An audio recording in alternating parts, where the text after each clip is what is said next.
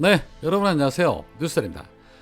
일본의 후쿠시마 핵 오염수 방류에 대해서 85% 이상의 국민들이 반대를 하고 있고, 민주당의 이재명 대표를 비롯한 각계각층 단체들이 연일 핵 오염수 방류에 대해서 반대 집회를 벌이고 있습니다. 또한 서울대 원자핵공학과 서균열 명예교수는 여러 방송 인터뷰를 통해서 핵 오염수 방류에 대한 강한 반대 입장을 피력하고 있습니다.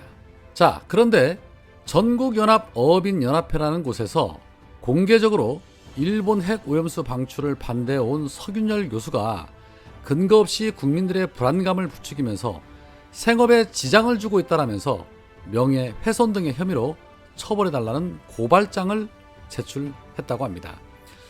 김대성 연합회장은 예민한 시기에 검증되지 않은 발언을 하는 것은 저희에게는 목숨이 달린 일이다.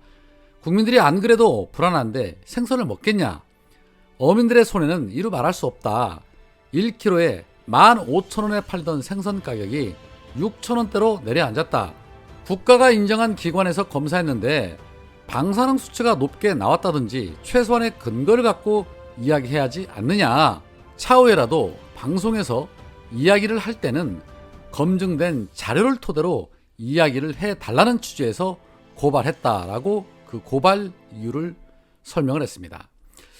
앞서 서균열 교수는 지난달 30일에 YTN 인터뷰에서 일본이 오염수를 방출할 경우에는 중국 동중국해와 남중국해 쪽으로 갔다가 대만 해협을 통해 제주도 근해로 가서 동해로 유입이 되는데 5에서 7개월 정도 걸린다라고 주장을 했고, 방사성 물질은 무거워서 가라앉더라도 해양 생태계 먹이사슬로 침투할 우려가 있다. 그렇게 안전하다면 도쿄 식수로 사용해라 라고 말한 바 있습니다. 물론 이해를 못하는 것은 아닙니다. 핵 오염수가 방류가 되면 국민 72%는 수산물을 덜 먹을 것이라는 여론조사도 있었기 때문에 해당 업계에 종사하시는 분들 입장에서는 피가 마를 지경일 것입니다. 그런데 뭔가 좀 이상하다는 생각이 듭니다. 핵 오염수를 방류하겠다는 것은 일본이고, 그 일본의 주장에 앞장서서 핵 오염수가 안전하다고 문제없다고 주장하면서 그에 대한 확실하고 명확한 근거를 제시하지 못해서 국민들을 불안에 떨게 하는 것은 윤석열과 정부 여당입니다. 고발을 하려면 윤석열을 고발해야 할 것 같은데 왜 서균열 교수를 고발하는 것일까요? 국민들을 불안에 떨게 하는 사람은 서 교수가 아니라 윤석열인데 왜 서균열 교수의 입을 틀어 막으려고 하는 것일까요? 서균열 교수 말 한마디에 자신들의 생계가 위협받는 것이 아니라 일본과 윤석열 때문에 국민들이 수산시장을 회피하는데 왜 엉뚱한 곳에 화풀이를 하는 것인지 정말 아이러니합니다. 국민들의 불안을 유발시키는 윤석열과 국힘당에게 당당하게 요구를 해야죠. 이러다 우리 다 죽는다. 핵 오염수가 아무 문제 없다는 것을 국민들 앞에서 당당하게 증명을 해달라.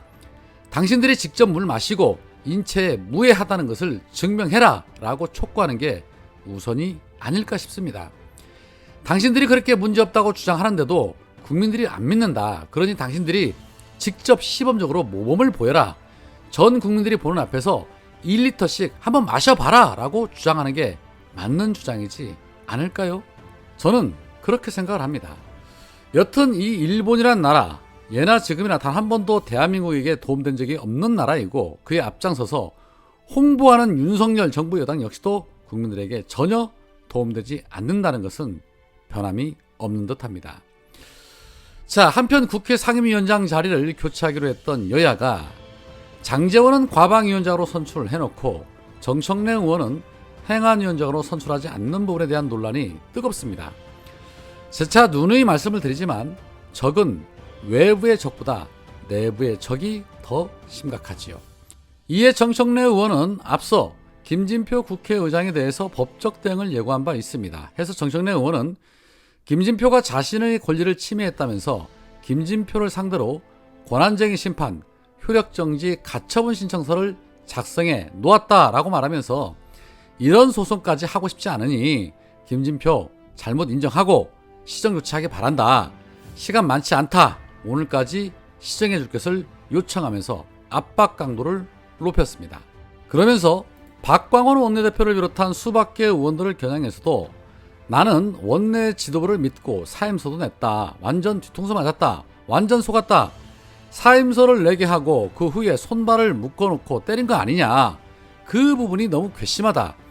이런 사태에 대해서 원내 지도부 어느 누구 하나 책임지는 사람도 없고 사과조차 없다. 나에게도 사과해야 되는 거 아니냐.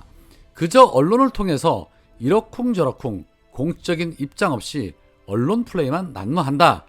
부정확한 사실도 많다. 법도 소급 적용은 안 된다. 새로운 원칙과 기준도 앞으로의 규칙이다. 이미 1년을 정한 것을 새로운 기준으로 다시 결정한다? 경기 도중에 경기가 중단이 됐는데 새로운 룰을 적용한다면 그거 누가 납득을 하겠냐. 그러니 당원들도 반발하는 거 아니냐. 한번 정한 것을 몇몇이 문제 제기한다고 민주적인 절차 없이 획획 바꾸는 것도 원내대표 리더십상 좋지 않다. 이후에도 문제다. 뭘 정했는데 서너 명 국회의원이 주장하면 미루고 번복하고 할 것이냐. 참 큰일이고 참 큰 문제다. 현 원내 지도부의 앞날이 걱정된다. 박광원 원내 지도부가 잘 됐으면 좋겠고 잘 했으면 좋겠다.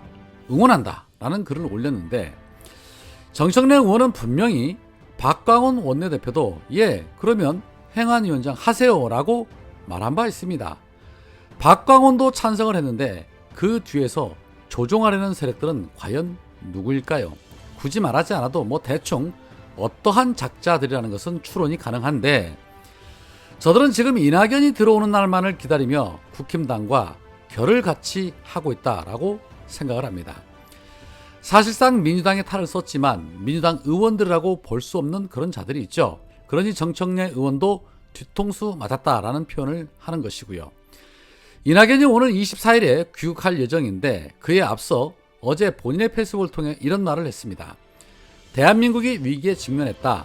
정치는 길을 잃고 국민은 마음 둘 곳을 잃었다. 국가를 위한 저의 책임을 깊이 생각하겠다. 대한민국의 생존과 국민의 생활을 위해 제가 할 바를 다 하겠다 라면서 사실상 정치에 복귀하겠다는 선언을 냈습니다. 수박개들이 날뛰는 데는 다 이유가 있는 것이죠.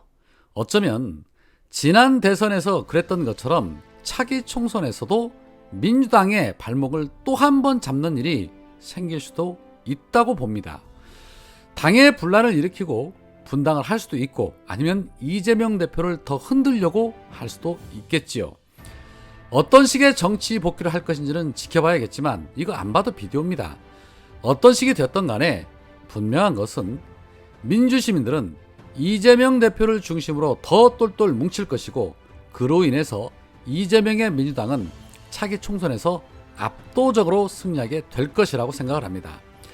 차라리 지들끼리 분당이라도 하는 게 더 나을 수도 있습니다. 그래야 민주당이 확실하게 본인의 모습을 되찾을 수 있을 테니까요. 수박개들 때문에 흐려진 민주당을 보면서 답답해 하시던 시민들이 더 많이 돌아오는 그런 계기가 될 수도 있다고 생각을 합니다. 수박개를 걷어낸 민주당은 더 강해질 것이고 그로 인해서 지지율은 더 높이 치솟을 것이다 라는 생각입니다. 오늘은 여기까지입니다. 고맙습니다.